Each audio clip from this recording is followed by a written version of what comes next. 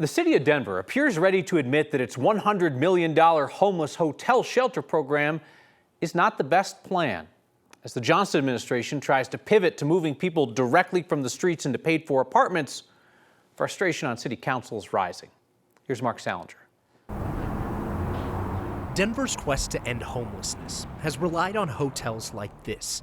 After spending an estimated $100 million on the plan to move people here, the city now has a new plan to avoid the hotels completely. This skips the expensive interim step, right? And so this takes people directly into housing. The mayor's advisor on homelessness, Cole Chandler, asked City Council today for $5 million more to move people directly from the streets into leased apartments.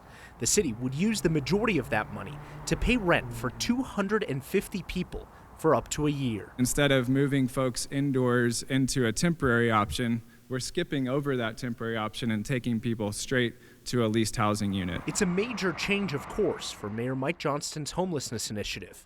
The All-In Mile High program has already moved more than 1,200 people into hotel shelters, yet very few are moving to permanent housing from there. So far, only 45 have left the hotels for leased units of their own. For context, 165 have left to be homeless again. We've put $100 million into a program where we know that 73% of the people leaving it are failing. The new plan to move people directly into housing uses American Rescue Plan money left over from the pandemic.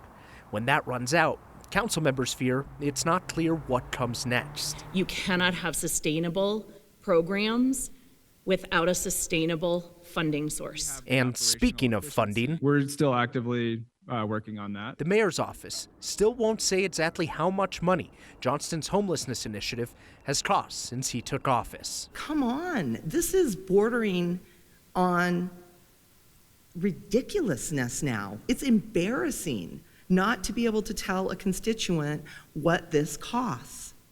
Thank you, Madam. So our best estimate, looking at what City Council has approved so far, is a cost of more than $100 million. People who move into leased apartments, now paid for by the city through this new plan that was presented today, will be offered services and will be paired with a social worker. However, there are no requirements for people to actually show up to those meetings with their social worker or participate in any rehabilitation programs. As far as we know, they're also not required to have a job or be looking for a job, Kyle, in order to get that rent money. There were folks in the Housing First camp that said that this is what Denver should have been doing from the start and not moving people into these essential hotel shelters. But the city's not about to say that the $100 million was a complete failure. I mean, that would be holy cow. Yeah, they're saying that they need that hotel shelter program as well. They're going to keep people in those hotel shelters and continue, as far as we know, to move people into those as more rooms clear up. They say that this is another tool in the toolbox. Stop if you've heard me. Heard that before, but another tool in the toolbox towards solving that homelessness problem. It's a pretty big admission that this is not getting the job done. Big change. It is $100 million. Mark, thank you.